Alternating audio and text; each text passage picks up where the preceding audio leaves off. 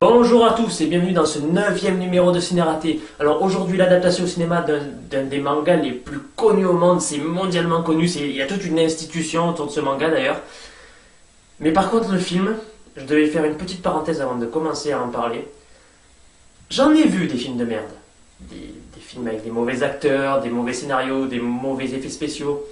Mais ce film, en plus de combiner tout ça, c'est le genre de film que quand tu le vois, tu as envie de te mettre de la javel dans les yeux pour les laver de ce qu'ils viennent de voir, quoi. Et aujourd'hui, le film raté sera Dragon Ball Evolution. Evolution, ils auraient mieux fait de l'appeler Dragon Ball Régression, ouais. Bref, passons au film. Le film, ça commence sur des combats sur un étendoir, sur des cordes à linge. Ok, c'est le début du film, pourquoi pas, si vous voulez. Mais sauf que là, ça oppose Gohan à Goku.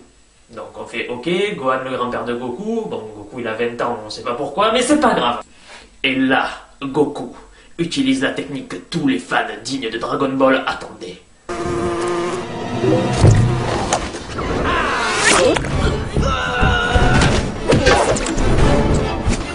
La technique du je t'envoie un scarabée dans la bouche pour faire diversion.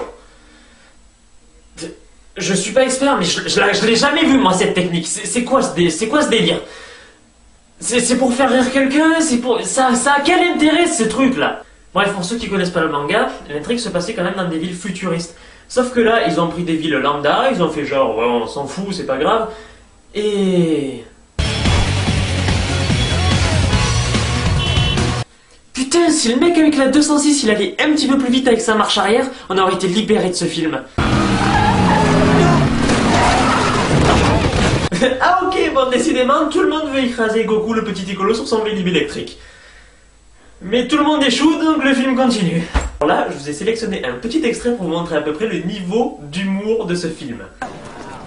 Hé, fouleur, c'est mon vélo que tu viens de plier. C'est toi qui as pété, Gundes? J'aurais juré avoir entendu un truc. Mais sérieux, je faisais ça quand j'étais au CM2 moi. Oh vas-y, c'est toi qui as pété. Oh, c'est toi qui as pété. Oh. Et putain, là c'est censé être des étudiants qui ont 20 ans, ils pouvaient pas trouver une meilleure réplique. Oh, c'est toi qui as pété, hein. Moi j'ai entendu un bruit, c'est toi qui as pété, hein. Oh, et on n'est qu'à 7 minutes de film. D'ailleurs, dans cette scène, le personnage de Goku va faire une tête qu'il n'y a qu'une explication logique pour faire une tête pareille. Voilà, je suis désolé, c'est pas une tête de mec énervé. Si tu fais cette tête, c'est qu'il s'est passé quelque chose de très désagréable au niveau de l'arrière de ton caleçon. Tes intestins t'ont joué des tours, sinon il n'y a pas de raison de faire une gueule pareille.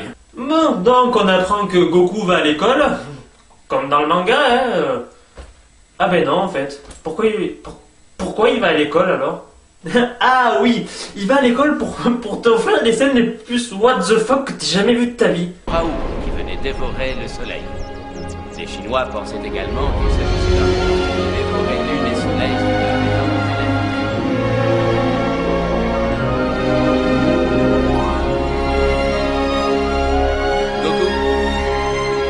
Goku. Ouais. Quelqu'un peut m'expliquer ce qui se passe là? Mais ok, je veux bien le coup que le mec il regarde la jolie fille et qui rêve un petit peu. Et le délire avec les fraises, ça commence, ça durait 10 minutes de plus, qu'est-ce qui se passait? Tout le monde il est très amoureux, action, scène porno numéro 1. T'es dans une salle de classe, je sais pas, puis même, c'est pas censé être un film comme ça, c'est censé être une adaptation de manga pour les enfants, pour tous les fans de la série. Pourquoi tu essaies de mettre des trucs genre, tout coup. Bon, bref, on va passer. Alors la fille sur qui fantasme va l'inviter à une fête, et juste avant d'aller à la fête, il va y avoir une scène super intéressante.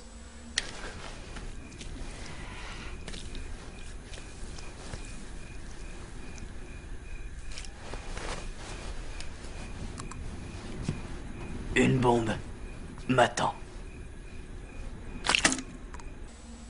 Ok.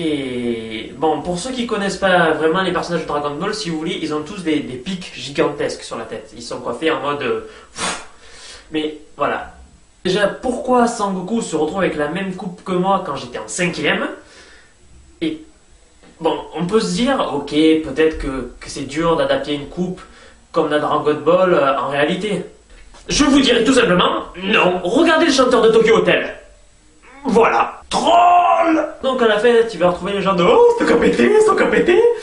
Et donc il va y avoir une autre scène de combat, mais que je ne comprends pas.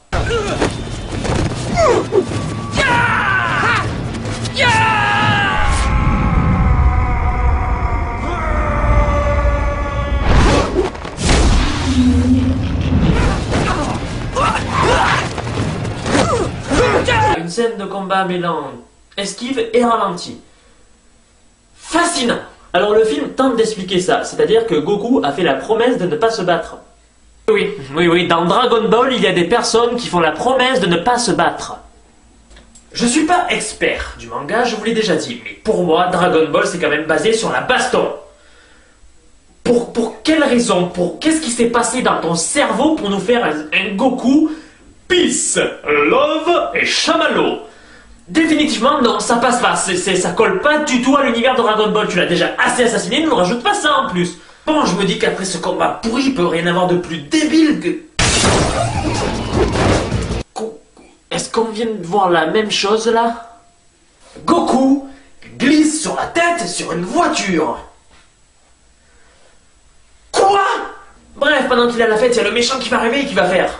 Je suis le méchant. Oh mon dieu! Donc voilà, Goku va voir son grand-père Gohan en train de mourir. On a une scène très américaine de « Oh non, ne meurs pas !» Si, il le faut.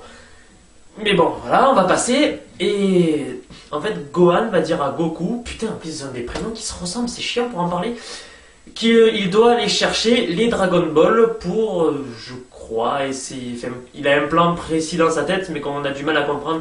Ce que j'ai compris, il doit aller chercher les Dragon Ball pour pas que Piccolo il les ait, pour pas que Piccolo il détruise le monde, parce que voilà.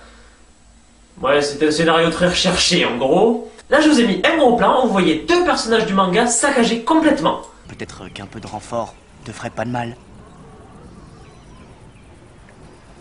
Voilà, donc le genre de petit mec bizarre avec des petits pics sur la tête, c'est Goku, ça on l'a bien compris. Par contre, l'autre fille, vous savez qui c'est? Bulma Brives. C'est Bulma! Bulma qui dans le manga a les cheveux complètement bleus, là elle a deux mèches bleues. Pourquoi? Qu'est-ce qui s'est passé? Pourquoi pourquoi? Alors je me suis renseigné, pendant le tournage du film il n'y a pas eu de crise particulière, donc qui justifierait peut-être une hausse des prix extraordinaire de la teinture bleue. Donc j'aimerais juste savoir pourquoi Bulma elle a juste deux mèches bleues et pas tous ses cheveux bleus comme dans le manga. Ça coûtait quoi de faire ça? Surtout que le plus drôle, le budget de ce film, 45 millions de dollars. Mais moi je sais où il est passé ce budget. Dans la poche du réalisateur. Bref, on apprend que Bulma a un dragon radar pour repérer les boules de cristal. Ça n'a pas vraiment d'importance dans ce moment-là du film, mais j'y reviendrai plus tard en fait. Oh et puis puisqu'on est lancé sur les personnages, mais continuons le massacre! L'envol de la grue. Je le reconnaîtrai entre mille. Chow Yun-fat? Mais qu'est-ce qu'il fout dans un film de merde comme ça?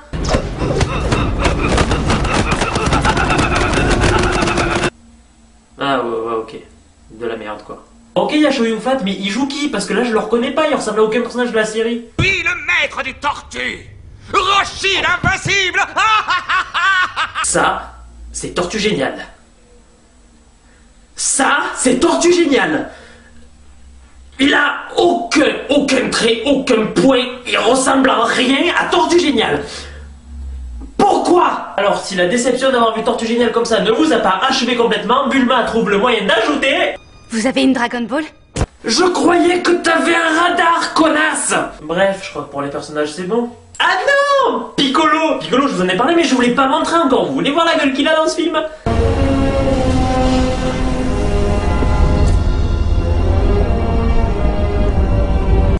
Alors je vous avoue, j'ai cherché une blague pour le comparer à quelque chose d'autre, mais il correspond à rien en fait. Il ressemble vraiment à rien. Je sais pas, peut-être un homme brocoli avec des dents de vampire. Non, même pas. Il correspond à rien ce personnage. Bref, un peu plus tard dans le film, il y a une scène que je comprends pas du tout. En fait, Goku, Bulma et Tortue Géniale vont tomber dans un trou dans le désert. Et là, un autre personnage saccagé, Yamcha, va venir les voir et leur dire que s'ils veulent sortir, il faut qu'ils leur donnent quelque chose en échange. Mais eux, ils veulent pas. Alors ils restent au fond du trou pendant des heures et des heures et des heures. Et vous voulez savoir comment ils finissent par sortir? Assez joué. Nous n'avons pas de temps à perdre. Mais tu te fous de notre gueule ou quoi? Tu pouvais pas le faire avant ça? Surtout que tu sors, tu dis nous n'avons pas de temps à perdre. Alors pourquoi vous avez perdu je sais pas combien d'heures dans le trou? Ah oui, c'est peut-être parce que au bout d'un moment, le Dragon Radar qui se déclenche aléatoirement tout au long du film se met à sonner disant qu'il y a une Dragon Ball pile à l'endroit où le mec avait posé son piège. Ça c'est de la coïncidence. Bon, passons. Là, ça va arrêter les trucs débiles. On se dit, c'est bon, là, ils ont plus aucune idée, les scénaristes, pour nous gâcher encore le plaisir et nous mettre des trucs plus cons les uns que les autres. Jusqu'au moment où ils arrivent dans le volcan et voient que la Dragon Ball est au milieu sur un petit rocher entouré de lave. Et là, Goku va dire... La question c'est comment on traverse.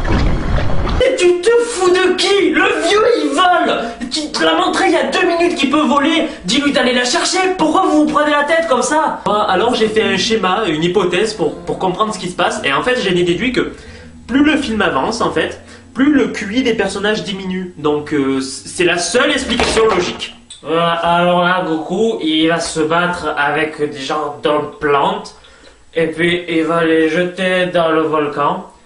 Et il suffit de ça. Et puis comme ils brûlent pas, eh ben ils vont marcher dessus. Et puis il va charger la Dragon Ball. Je suis sûr que cette scène a été écrite comme ça, par un mec bourré. C'est clair, pourquoi faire simple quand on peut se prendre la tête pendant 2 heures? Le mec, il vole, il aurait pris 2 secondes pour récupérer la boule. Mais non, il faut faire quelque chose de spectaculaire à 2 balles. Jeter des hommes qui ne brûlent pas dans le volcan. Une nouvelle coïncidence! Bon, au moins ça apporte un petit peu de combat au film. Surtout qu'il nous parle d'un tournoi qui va avoir lieu, on se dit bon, mais au moins il va y avoir des bonnes scènes d'action dans le tournoi. Le tournoi dure 10 secondes. On voit Chichi se battre contre la sbire de Piccolo, et c'est tout. Pourquoi? Le film dure 1h13. Ça t'aurait coûté quoi de mettre 10 minutes, même 10 minutes de tournoi, qu'il se passe enfin quelque chose dans ce film? Au moins que ce soit un petit peu fidèle au manga. Le tournoi est lié dans le manga. Pourquoi tu l'as coupé comme ça? Bon, avançons dans le film, s'il vous plaît, là. Ah oui, alors la scène, encore plus what the fuck que celle du début avec les fraises. Yamcha et Bulma sont en train de parler, et ils sont là, oui, nous allons tous mourir, patati patata, enfin voilà, comme ça. C'est bon à savoir à la veille de la fin du monde. Bon, ils vont pour s'embrasser, parce que ça faisait longtemps qu'il n'y avait pas eu d'histoire amoureuse dans le film, hein. Et là, il se passe ça. Bon, ok, un plan sur un mec qui coupe un poulet. Pourquoi pas?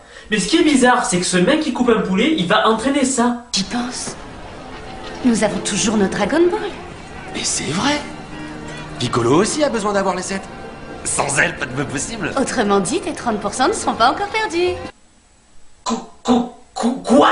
Comment t'as pu en déduire ça avec juste un mec qui coupe un poulet derrière toi? Enfin, c'est ça qui amène le fait que tu comprennes que tu peux encore t'en sortir? C'est ça qui a mené votre plan? Mais n'importe quoi! Nous allons tous mourir. Ah non, tout va bien se passer, nous allons récupérer les Dragon Ball. Et alors, plus bizarre que l'élaboration du plan grâce à un mec qui coupe une tête de poulet, Goku, il s'entraîne à faire des Kamehameha. C'est vraiment l'attaque la plus connue du manga. Enfin, le Kamehameha. Tout le monde la connaît, enfin voilà. Putain, je suis en train de partir en délire, moi. Non, Goku, il est là, Kamehameha. Et il est en galère, il n'y arrive quasiment pas. Et là, Chichi arrive et lui dit si jamais t'allumes toutes tes torches avec le Kamehameha, eh ben, je te roule une pelle. Et là...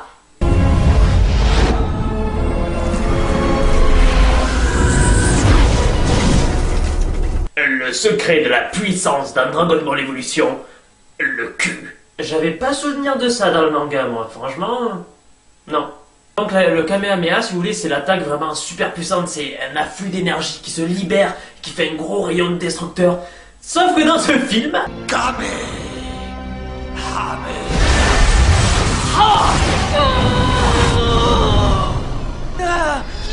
Un Kamehameha défibrillateur. Je sais pas ce qu'ils ont pris quand ils ont écrit cette idée, mais c'était de la bonne, vraiment. Bon, bref, là, Yamcha, Bulma, Tortue Géniale et Goku décident d'aller se battre contre Piccolo. Enfin, il va se passer quelque chose. Piccolo les voit, mais il fait exploser leur voiture. Elle s'écrase. Oh, c'est tragique, tout le monde va être blessé. Ne vous inquiétez pas, personne n'a une seule égratignure. Et Goku a même pris le temps de se changer pendant le crash de la voiture. C'est pas magique ça? Donc il a enfilé le kimono orange qu'il a trouvé dans la malle de Gohan. Donc ok, là c'est à peu près fidèle au manga, sans Goku à ce kimono. Mais pourquoi il le met à ce moment précis? Moi je sais, il doit le mettre pour...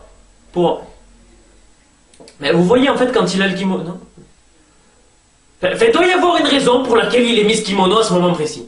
Bref, on apprend que Goku est en fait Ozaru, un gorille géant qui se transforme à toutes les pleines lunes.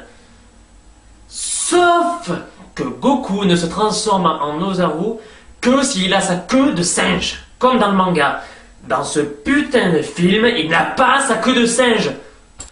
Puis même, j'imagine qu'en 18 ans, il a dû en avoir au moins une de pleine lune. Il s'est pas rendu compte, fait... Comment? Pourquoi il se transforme là et pas avant? Pourquoi? Ah oui, au passage, Ozaru, c'est censé être un gorille géant. Là, le gorille, il fait 1m90, allez, à tout péter. Et en plus... Je suis pas sûr que le réalisateur du film a regardé à quoi ça ressemble un gorille avant de faire ça. Mais sérieux, ça ressemble à un gorille, ça? C'est comme Piccolo, ça représente rien, ça ressemble à rien, c'est quoi ça? Et là, événement tragique, le gorille tue Tortue Géniale. Oh, c'est triste. Et là, la scène de lutte entre Goku et Ozaru, les deux personnalités dans le même corps. Non, en fait, il est schizo, Goku. Ok. Je suis Ozaru, jamais tu ne récupéreras le corps de Goku. Non, moi je suis Goku, je vais me battre. Tu ne peux rien contre moi. Si, je peux. D'accord. Attends, je suis Goku. Fabuleux, fascinant, c'est plein de réalisme, tout le monde y croit, c'est génial. Surtout que depuis le début du film, on l'attend, la venue de ce singe à la con là. Il reste 3 minutes et il fait rien. Et cette lutte de merde là. Je suis Ozaru, je suis Goku, t'as gagné. Wouhou! Là on arrive au combat final le plus pourri de tous les temps. Il se divise en plusieurs parties en fait. Première partie, le méchant tire, le gentil tire, le méchant tire, le gentil tire, le méchant tire, le gentil tire, le gentil tire, le méchant tire. Quoi? Deuxième partie, du corps à corps, parce qu'on est viril. Et on a du poil sur le torse. Le corps à corps, ça donne le méchant tape, le gentil tape, le méchant tape, le gentil tape, le méchant tape, le gentil tape. Et là, Goku a une révélation. Il se dit, si je veux être en paix avec moi-même, il faut que j'accepte que j'ai l'esprit d'un singe extraterrestre mutant dans ma tête. C'est bien de le reconnaître, c'est le premier pas vers la guérison, comme on dit. Et donc on arrive à la fin du combat qui donne ça. Goku. Ah, merde. Piccolo. Wouhou. C'est... Je crois que j'ai le cœur, il battait plus à ce moment-là d'ailleurs. Je crois que c'est le moment où je suis mort, cliniquement, et qu'un mec est venu me ressusciter avec un Kamehameha. Oula. Bref, on en arrive à l'invocation de Shenlong. Shenlong, dans le manga, c'est un dragon, mais gigantesque, super long. Enfin, il fait des boucles de partout à chaque fois qu'il apparaît, il est vraiment magnifique, et les dessins sont superbes. Et là... il est vraiment court sur pattes, leur Shenlong, hein. C'est un petit peu comme Ozaru, le gorille géant. Je crois qu'ils ont un problème avec la définition du mot géant dans ce film. Donc pour ceux qui ne savent pas, Shenlong, en fait, quand on réunit les 7 boules de cristal, il vous accorde un vœu. Et le vœu de Goku va être... Redonne la vie à Maître Roshi. Ressuscite Tortue Géniale. Et ton grand-père qui est mort au début du film, non, lui on s'en fout. Rien à foutre. Donc voilà, Tortue Géniale est sauvée, tout le monde est content. Wouhou! Sauf Gohan qui est toujours mort. Enfoiré! Et là, Goku va retrouver Chi-Chi. Et en fait, ils se disent oui, tout à l'heure je t'ai tapé, excuse-moi. Non, mais c'est parce que je t'ai essayé de frapper. Non, c'est parce que je suis trop rapide. Non, je t'ai essayé de frapper. Non, je suis trop rapide. Non, je t'ai essayé de taper. On s'en fout! Donc, Goku et Chi-Chi, comme ils sont amoureux et qu'ils s'aiment, ils se foutent sur la gueule. La morale de cette scène, en gros, c'est la violence conjugale. C'est bien, tape ta copine, elle t'aimera d'autant plus. Moi, je suis pas d'accord avec le méchant de cette scène, mais c'est Goku et Chi-Chi qui le disent, donc, qui sommes-nous pour juger? Bon, voilà à peu près pour le film, passons directement. The bonus of the day. Pour le bonus of the day, c'est un double bonus of the day. Tout d'abord, je vais vous montrer exactement ce que j'appelle un combat dispensable.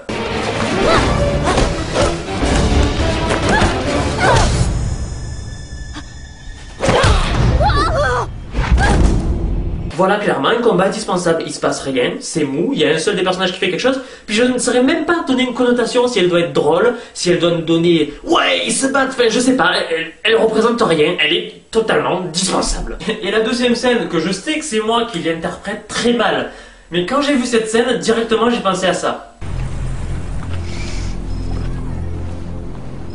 Il est là. Comment tu peux savoir? J'ai toujours senti la présence de mon grand-père.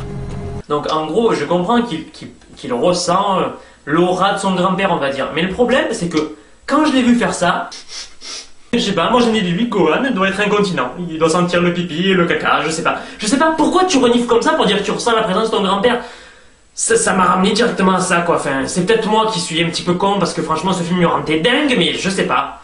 Voilà, ce numéro 9 de Ciné Raté est maintenant terminé, je n'ai qu'une chose à ajouter, ne regardez pas ce film. Il y a tellement de choses super qu'on peut faire à part regarder ce film, je sais pas moi, trier ses chaussettes, essayer de jongler avec des boules de bowling, je sais pas, plein de trucs, tout ce que votre imagination vous dit, toutes les choses les plus folles qu'il y a au fin fond de votre esprit, faites-les à la place de regarder ce film. Pour le numéro 10, ça va dépendre, soit ce sera un numéro sur un film, soit ce sera la vidéo réponse aux questions. Cela dépendra si je vais recevoir beaucoup de questions, j'en ai déjà pas mal, donc je verrai. Allez, à plus. Casse-toi de là!